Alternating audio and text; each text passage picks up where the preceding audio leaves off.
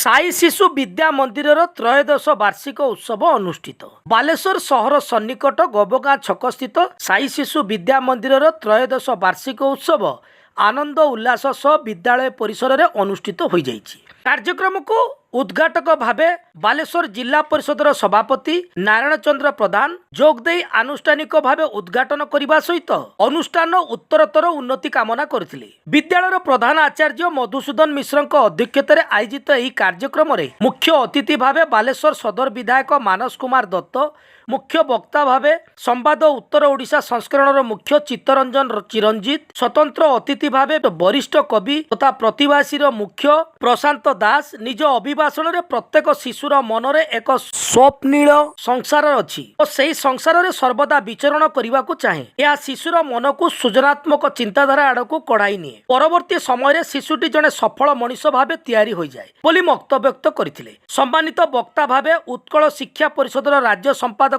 जोगेन्द्र दास, समाज उत्तर ओडिशा संस्करणर मुख्य शशिरंजन मल्लिक, पात्रपड़ा सरपंच अंजना दास, समाजसेवी रघुनाथ दास, विद्यालयर चेयरमैन प्रफुल्ल कुमार महापात्र प्रमुख जोगदे कृतकार्य होइतिबा छात्र छात्री मानकु पुरस्कृत करथिले। शिक्षयित्री आभामयी पारिक मंच आह्वान करथिबा बेले वरिष्ठ शिक्षक हेमंत कुमार दास धन्यवाद अर्पण करथिले।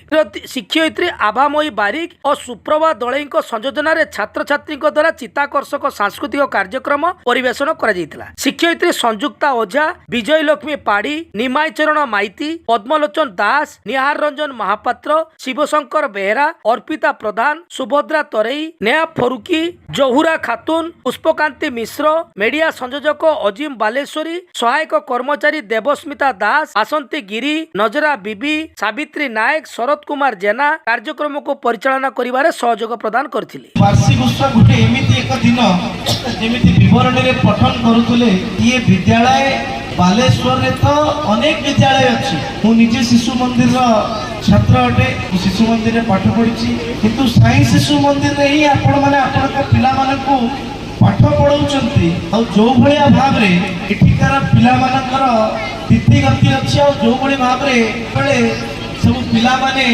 गोड़ धरि की जुआर हेले एथरु स्पष्ट अछि कि विद्यालय रे जो गुरु शिष्य परंपरा अछि ताहा ये विद्यालय बजाय रखी।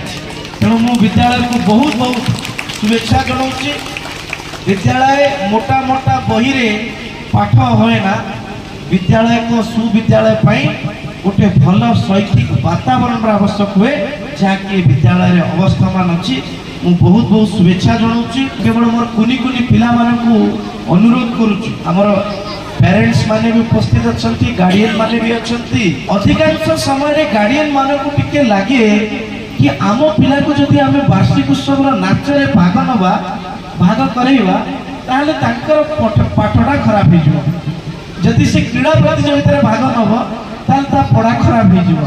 मु केवल मोर गार्डियंस मानकु मोर अभिभावक मानकु निवेदन कर कि आज एकविंश शताब्दी रे जो शताब्दी रे गोटे समय थिला जो समय रे बापा माँ माने निज पिला को गुरुकुल को छाड़ी दौले और गुरुकुल पिला माने पाठ पढ़ी शैशव अवस्था हवा पर्यंत साबालक हवा पर्यंत गुरु पाखे रही पिला माने शिक्षा दीक्षा आहरण करते।